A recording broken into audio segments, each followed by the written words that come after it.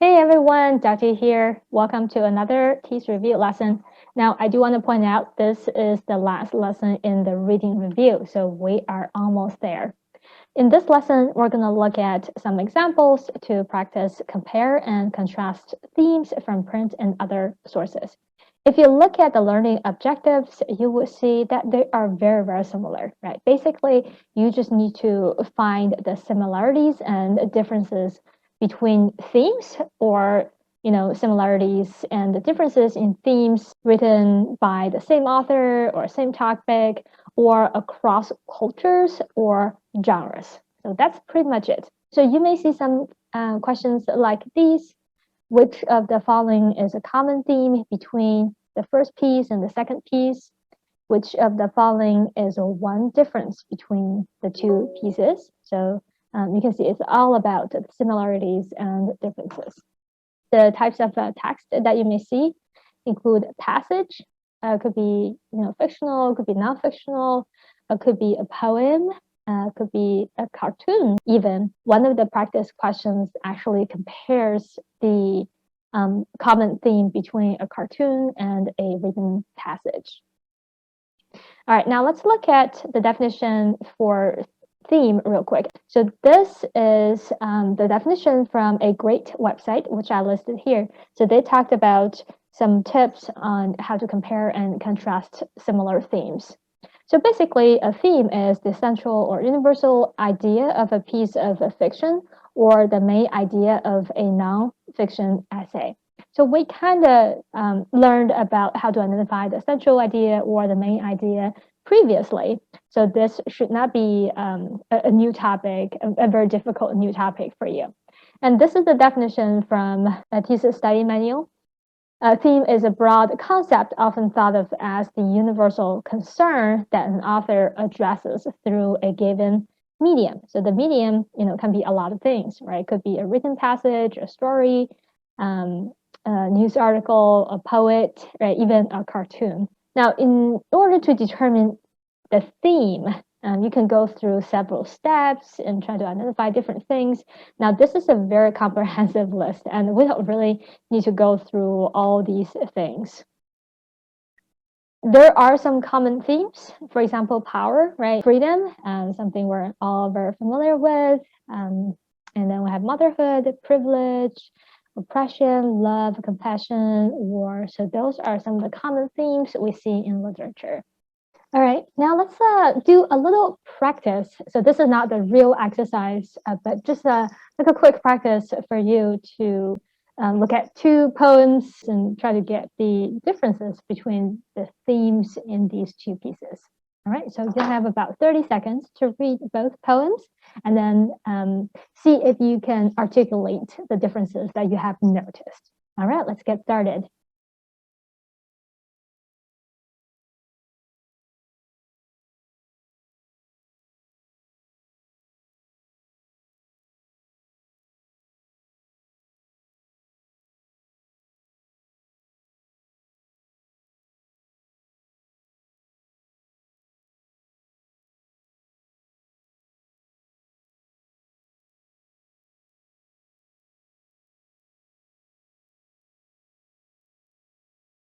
Okay, so this practice is also from the website I mentioned earlier, and I really like this quick exercise because it really makes you think about the word choice and how the word choice really expresses different ideas towards the theme, which is death, right, by the two authors.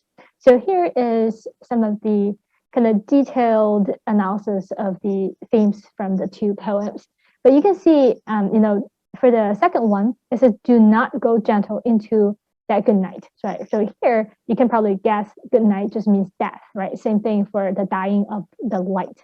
So the author has used some really strong words, right? Do not go gentle into death, and also rage against the dying of the light. So the author here is trying to express his anger towards death. The website has provided a little bit of context. So the second poem was written by the author for his dying father, right? So he did not want his father to die. So that's why he had a lot of anger towards death. But the first poem, it says, "Oh, death, rock me asleep." And then first line, "Farewell, my pleasures past." So farewell is used to express good wishes on parting, right? So you can see it's more or less pretty positive, right? That's the author's attitude towards death. And then it says, "I feel my torment so increased that life cannot remain." So the author welcomes death.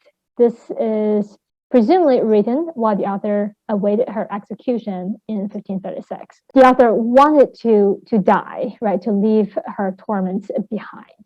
So that's the kind of the main difference between the two poems. And then you can read the detailed analysis if you have time. Feel free to do that. All right, now let's move on. I'm going to stop the timer. So let's move on to the real exercise. So there are two pieces.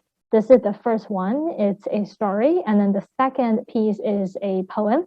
So I'm going to give you about 45 seconds to read the first piece, and then I'll move on to the second piece, and then we'll get to the question. There we go.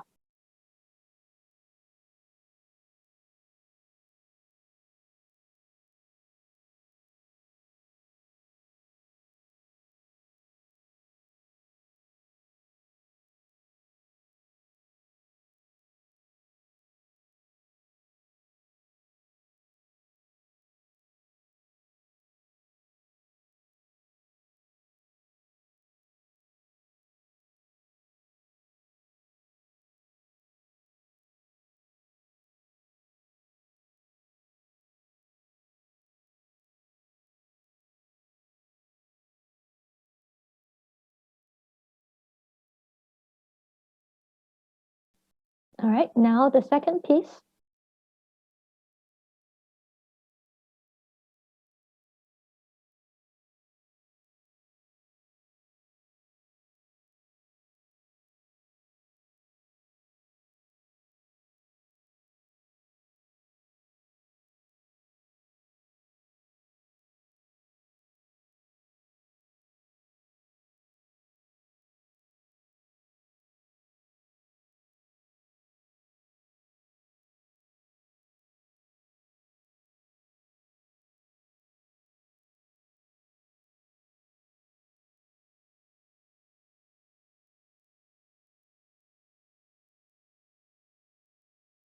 Okay, next is the question, and the question asks you for a common theme between the two pieces.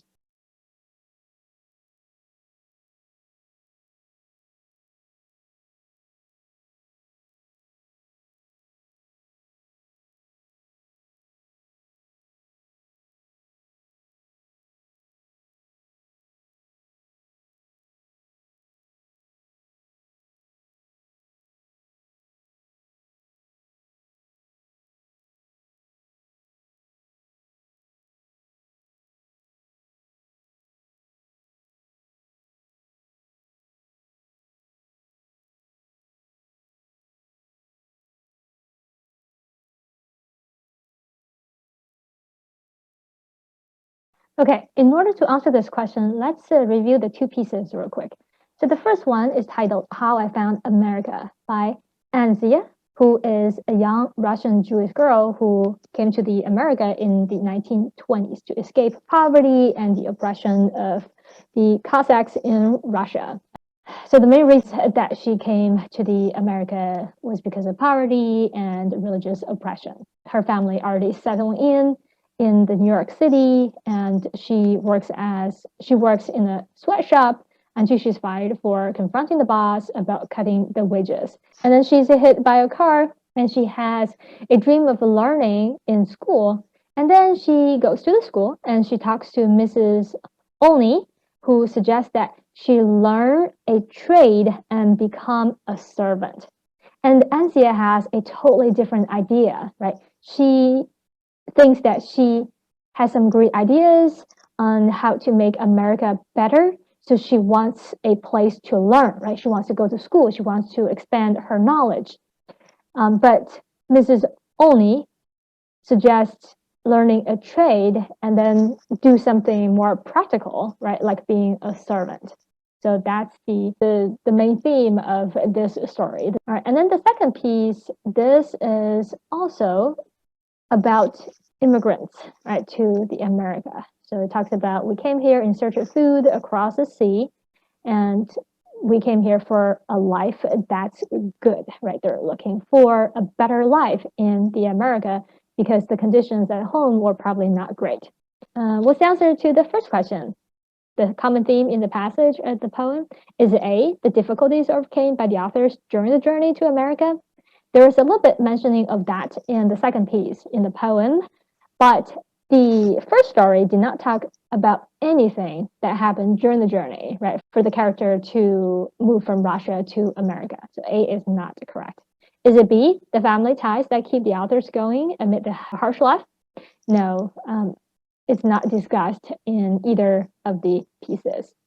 Is it C, the hardship living in America as immigrants? Yes, that's the correct answer. Is it D, the reasons for immigrating to America? Now, the two pieces did have a little bit information on the reasons for immigrating to America, right? In the poem, it says we're looking for a better life. We came here to look for a better life. And in the first piece, the character was trying to escape poverty and religious oppression. But is that the main idea of each piece? No. Both pieces focus on the struggles, right? The characters went through while living in America. So D is not correct. So the correct answer is C. All right, in the next slide, again, we're going to look at two pieces. The first piece is still the story about Anzia. And the second piece is going to be a little bit different. Okay? Since you have already read this, I'm going to skip this. Let's get started.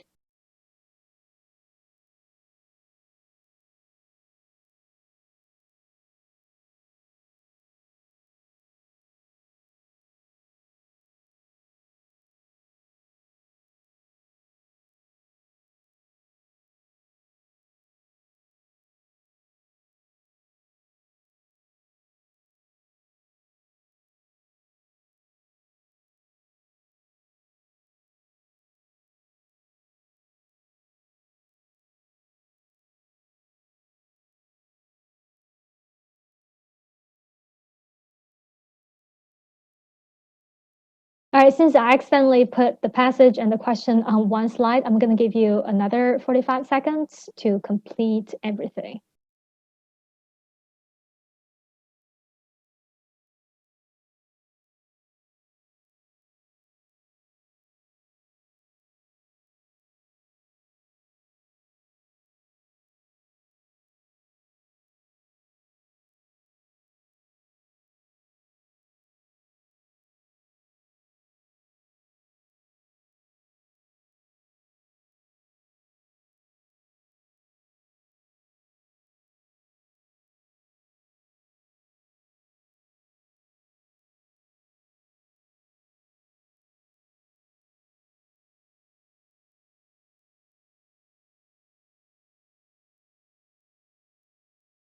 Okay, so I should point out that this is not exactly the same as the original article because I have limited space here, so I can only fit in the most critical information for you to answer the question.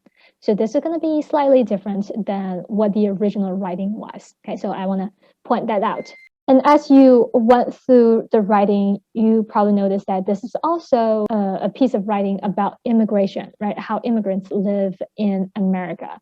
But this is going to be a newer piece, right? This is what's going on now and not in the 1920s. So the author has tried, for 14 years, right? He has been able to go to school and even start a career as a journalist who interviewed some of the most famous people in the country. So you can see he's pretty successful. But he's still living in fear, right? Because he is an undocumented immigrant. So there are a lot of things that he can't do as an average American. The question asks about a difference between the poem and the passage here. So what is the difference in the themes? Is it A, both describe the struggles living in America as immigrants? Now the statement is correct, but we're trying to find a difference, right? And not similarity. So A describes the similarity. So A is not correct. Is it B? Both describe, oops, there's a typo there. Both describe the hardship experienced by immigrants, but for different reasons. gender in the first piece about Anzia, and immigration status in the second piece. Oh, it's another typo here. So the immigration status, that's correct for the second piece, but the gender is not the focus in the first piece, right? The struggle that Anzia had in that story was due to her social status because she was an immigrant and she probably didn't have much money, right? That's why she worked as a sweatshop. And also, she was Jewish, which, back then, people probably discriminate against Jewish people. So that's the main reason. B is not correct. Is it C? The author in the first piece was optimistic and hopeful. That part is just not right, right? Anzia was a little bit angry, right? Because she couldn't go to school to learn just because of, she was a poor Jewish immigrant. So D is the correct answer, right? It describes the struggles in different time periods. In the first piece, the girl was not able to go to school. And the second, the author is not able to live as a legal citizen. Okay, so correct answer is D. All right, that's the end of this lesson. It's pretty short because I think if you see a question about comparing and contrasting themes, you probably will just see one question at most. Okay, so this is not as important as some of the previous lessons. All right, that's the end. The reading section. Good job, guys. I hope these videos have been helpful and you have learned a lot and you are more prepared for TEAS. And also, I noticed that ATI has published the 2022 to 2023 version of the TEAS study manual. I'm going to order the book and I will kind of review both editions, the newest edition and then the 21 edition, and then I will try to make videos to talk about, if there are any updates in the newest edition, things that are not in the previous edition. Okay, so that's the plan, and I will definitely keep you guys posted. All right, guys, we'll see you later.